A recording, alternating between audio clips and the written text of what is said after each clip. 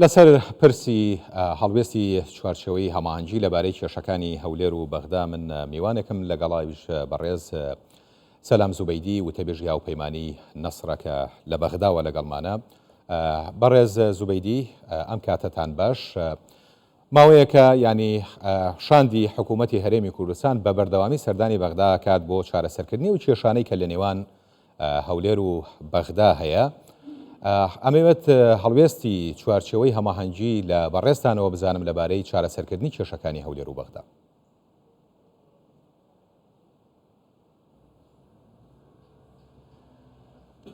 نعم بسم الله الرحمن بەناوی خوای بەخشندنەوە میهرەبان. سڵاو لە جەنابەت، سڵاو لە بینەرانی کوردستان 24ش. بێگومان ئەو کێشەیە کە حکوومەتی هەرێمی کوردستان هەیەی لەگەڵ بەغدایە نوێن نییە، بەڵکو کێشەیەکە بەردەوام خۆی دووبارە دەکاتەوە لەگەڵ هەموو شاندێکدا ئەم کێشەیە دووبارە دەواتەوە.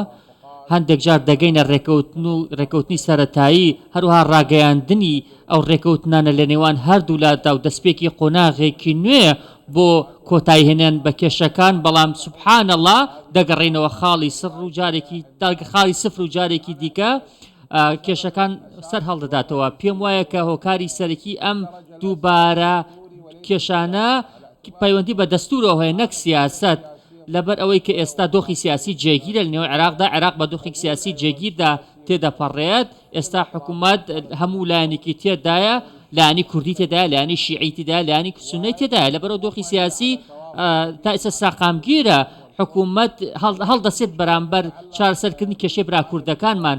بەڵام ئەوەی کە ئەو کێشەی هەیە پەیوەستە بەلایانی فەنی و لایەنی دەستوریەوە، لەبەر ئەوەی کە حکوومەتی هەرێم بۆ نمونە مافی هەیە، بەڵام ئەرکیشی لەسەر شانە. ئەو ئەرکانەی کە حکوومەتی هەرێم لەسەر شانێتی لەسەر زمانی سۆمۆوە تاوەکو ئێستا حکوومەتی هەرێم پێوی پابەندە بوو. ئەمە قسەی سۆمۆیە. تاوەکو ئێستا هەرێمی کوردستان نەوتی ڕادەستی حکوومەتی ناوەندی نەکردووە.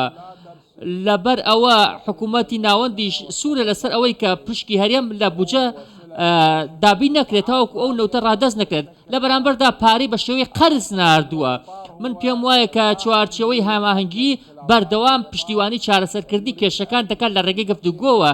چوارچێوەی هەماهەنگی دەیەوێت هەرێمی کوردستان مافەکانی خۆی بەدەست بهێنێت، لە بەرامبەردا ئەرکەکانی خۆشی جێبەجێ بکات. پێم وایە ئەو کێشەی هەیە کێشەی شەخسی و کەسی یاخود کێشەی سیاسی نییە، بەڵکو هێندە کێشەکە پەیوەندی بەلایانی فەنی و لایەنی دەستوریەوە هەیە.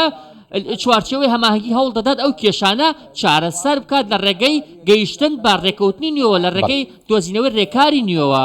بەڵێ بەڕێز زوبەیدی ینی زۆر جار باس لەوە ئەکرێت، ینی بەڕای پێم وایە کە بابەتی نەوت و غاز سیاسیەکانیش ئەم بابەتە بابەتێکی سیاسیە و پێویستی بە ڕێکەوتنی سیاسی هەیە پێش چوونە نێو کۆبوونەوە و گفتوگۆکان. یعنی تا چەند پێتان وایە بۆ مەسلەی هەموارکردنەوەی بودجە و ئەو پرۆژە یاسایانەش کە با بڵێن پەیوەندیان بە هەموو عێراقیەکانەوە هەیە دەبێت پێشوەختە ڕێکەوتنی سیاسی بکرێت؟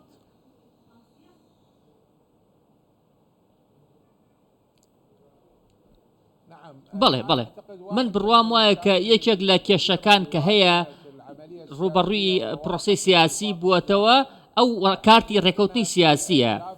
بۆ نمونە ئێمە لە هاوپەیمانی نەسر کۆمەڵێکی زۆر ئەو خاڵی ڕێکەوتنی سیاسیمان ڕەت کردووەوە و واژۆمان لەسەر نەکردووە، لەبەر ئەوەی کە ئێمە پێمان وا بووە ڕای ئێمە ڕەنگە حکوومەت ئیحراج بکات. هەندێک ڕێکەوتنی سیاسی هەبوو ئێمە واژۆمان لەسەر نەکردووە. هەندێک جار ئەو ڕێکەوتە سیاسیانە لە دەرەوەی چوارچێوەی دەستور یاسا بوون. هەروەها ئەکاتێک حکوومەت دەیەوێت ڕێکەوتنی سیاسی یاخود ئەو وەرەقە سیاسیە جێبەجێ بکات، پێکدادان دروست دەبێت لە نێوان لایانی سیاسی و لایانی دەستوریدا.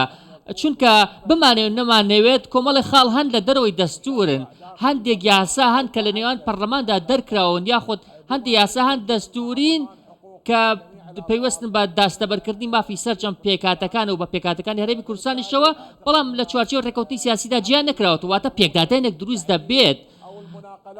ئێمە بۆ نمونە هەموارکردنەوەی خاڵەکانی بودجە پێم وایە قورسە لە ئێستادا، چونکە پێم وایە پرۆسەکە قورسە، پەیوەندی بە شێوازی سەرفکردنی پارەوە هەیە. ئێمە پێویستمان بۆوەیە کە دادوەری بچەسپێت لە یاسای بودجەدا بە دابینکردنی پشکی برایانمان لە هەرێمی کوردستانیشەوە. باش چونکە ڕێکەوتنی تێپەڕاندنی یاسای هەمواری بجە جارێکی دیکە دەبێتەوە بچێتەوە پەرلەمان، دەبێت جارێک دیکە پەرلەمان گفتوگۆی لەبارەوە بکات. ئەو یاسایانە پێم وایە بەشێکی قورسن. زۆر باشە بەڕێز زوبەیدی، بابەتێکەیە کە جەنابە ئاماژە پێکرد کە دەتانەوێت دادوەری بچەسپێنن، بەڵام پێتان وایە کارێکی دادوەرانەیە کە قوت و موچەی خەڵکی هەرێمی کوردستان ئێستا کەوتووەتە بەر ئەم بەرداشی ململانەی لایەنە سیاسیەکانەوە لە عێراقا؟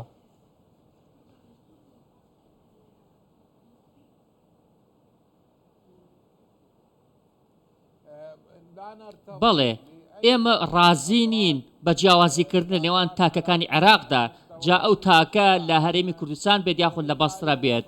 لانی دووەمیش ئەوەیە کە کوردیش تاکی عێراقین ڕازی نین بە هیچ شێوەیە کە قوت و پشکیان بچێتە ناو ململانی سیاسیەوە، چونکە ئەوانیش مافی خۆیانن، هاوڵاتی عێراقین، دۆخیان وەکو هەر دۆخی تاکێکی عێراقیە لە بەغدا بێت، لە بەسر بێت، لە مووسڵ بێت، پێویستە مافی خۆیان پێ بدرێت لە چوارچەوەی عێراقدا. بەڵام بەداخەوە دەبینین کە هەندێک جار ئەمە بەکاردەهێنرێت لە ململانە سیاسیەکاندا کە کاریگەری لەسەر ژیانی تاکی کوردی هەیە. ئێمە زیاتر لە جارێک هەڵوێستی خۆمان ڕوون کردووەوە کە پێویستە دادپەروەری بچەسپێت، پێویستە حکوومەت کێشە سیاسیەکان چارەسەر بکات و نیان بەستێتەوە بە تاکی هەرێمی کوردستانەوە، چونکە ئەوانیش بەشێکی سەرەکین لە کۆمەڵگەی عێراقیشدا.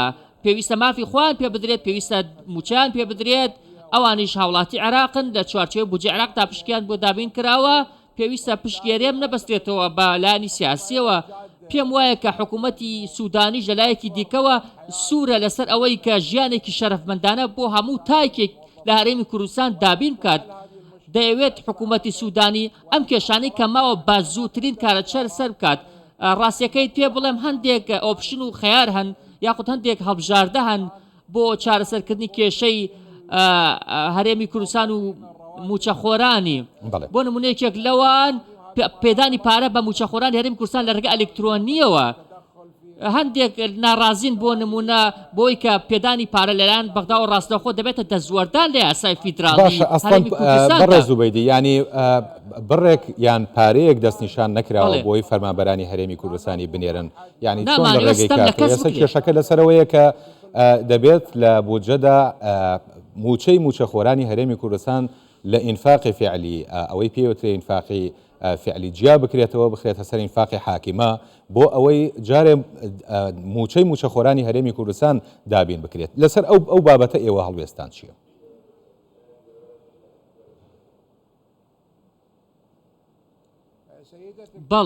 بەڵێ بەڕێزەکەم، ئەو ڕێکەوتنانەی هەبووە بە تایبەتی لە بواری یاسای بودجە، ڕێکەوتنەکە لەلایەن هەمووانەوە دەنگی لەسەر درا و پەرلەمانیش پەسەندی کردووە.